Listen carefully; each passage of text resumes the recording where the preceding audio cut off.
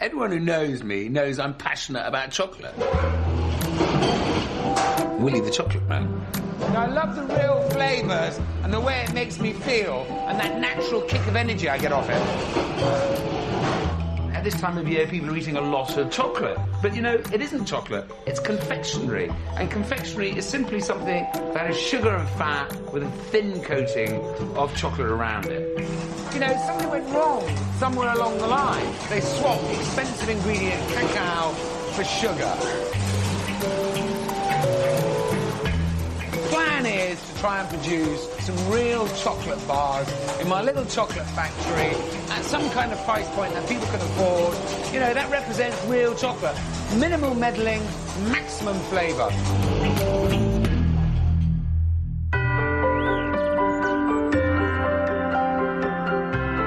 It's only a year since Willie Harcourt Coues risked everything he had to create a business producing the highest quality cacao for use in cooking. Now he's set his sights even higher, taking on the confectionery giants to produce a ready-to-eat chocolate bar. And these are my first bars. It's a bit like having a baby. Once again, he's risking it all, spending money he doesn't have and beginning the daunting task of re-educating the nation's palates.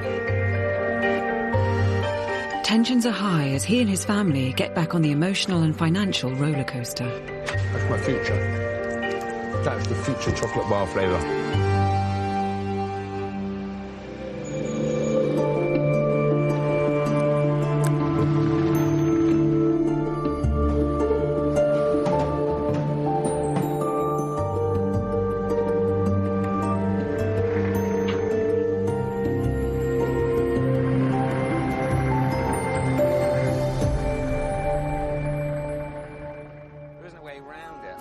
With all the new equipment he needs, Willie has decided to move to a much larger unit near to his existing factory on an old industrial estate in Tiverton.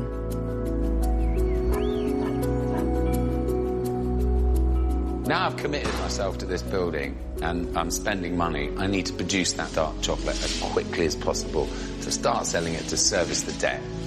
I'm looking at 30 grand for this, to prep this building. I'm probably looking at 500 grand for all the other kit, for upgrading the roasting side, for the chocolate side. Yeah, it's a lot of debt, and I'm racing, basically, to produce the chocolate bar. Which is all very good, but Willie's committing to spending money he doesn't have.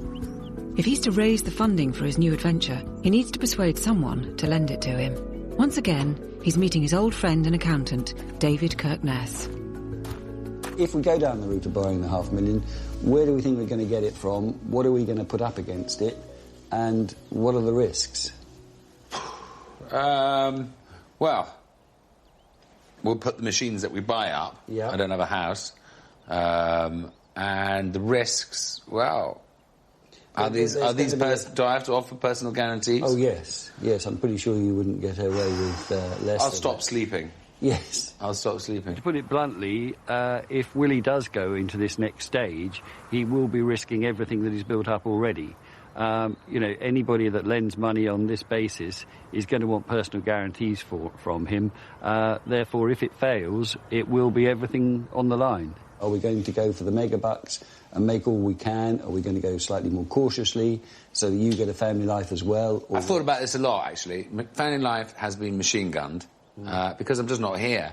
But I have said to myself, you know, if I can get this off the ground, you know, it will, long-term, free me up much more. But, you know, and then I'm also conscious of how many men say that and they find themselves 10 years down the line still slogging at it. Yes. I would certainly reinvest the profits back into the business, and I think the business will grow. But I don't see that there's a need to take the ultimate risk. But on the other hand, I can see that that's where the adrenaline gets pumping, and that's why when people don't rely on figures, they rely on the product and they rely on the buzz, if you like, of business. They get wrapped up in it. I think if I were you, I would be pushing ahead, but perhaps a little bit more cautiously than the whole $500,000. I love that answer. a true accountant. But the hurdles to producing and selling a ready-to-eat chocolate bar are not just practical and financial. Willie's current product, a 100% cacao bar for cooking, is one of a kind, and so sits alone on the supermarket shelf. Now he's entering one of the most competitive markets in Britain. I'm excited. You know, I think where we were before were, you know, I was running on empty to get that first stage. You know, it's much more complex now. There's many other factors before that weren't involved. There's larger sums of money for a start. There's more risk.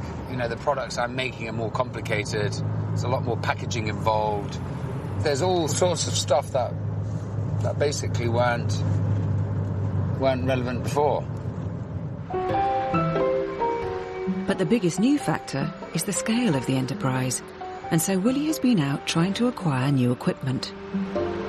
First kit, I feel like a little kid, you know. I've got a new motorbike or something. In true Willie style, he's managed to persuade someone to give him 2 huge chocolate holding tanks. Robert, how old do you reckon they are? From the 60s. I mean, from the 60s, 50 years of chocolate's gone through those. That's history. Each tank basically could have 100,000 50-gram chocolate bars. It's a lot of chocolate.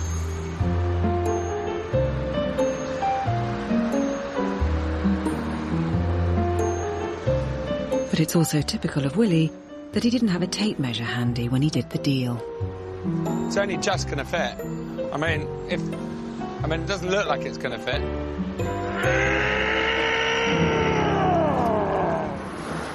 If the barriers to entering a competitive new market aren't hard enough, Willie has also to keep his existing business going.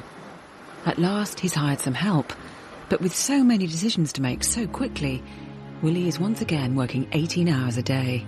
Sometimes Tanya and the family are left behind.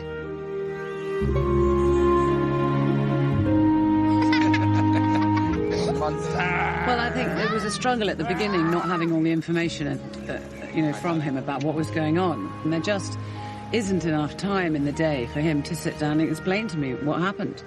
You know, in one day, much less 1 week. And then if I miss him for a couple of weeks because something's been particularly busy, or he's been, chasing machines in Scotland, or he's been to Venezuela, you miss out, huge chunks.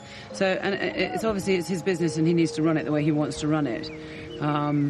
And quite often we fundamentally disagree sometimes as to how to do things, which again is, I think, probably quite normal. But there is certain adjustment you have to make when a business takes off like this between you.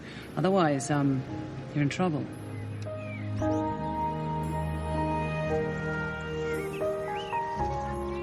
I don't think Tanya really grasps the necessity to do it 24/7. I think she thinks she can just take off time. But I think we're at a crucial point here where we've got an idea, we want to take it forward. There's a multiple of factors that are either going to make it go forward or not, and I've got to get it right. It's not a case, of taking time out. It's not like the factory's up and running. Hey, I'll take the weekend off from making chocolate. The factory's not built.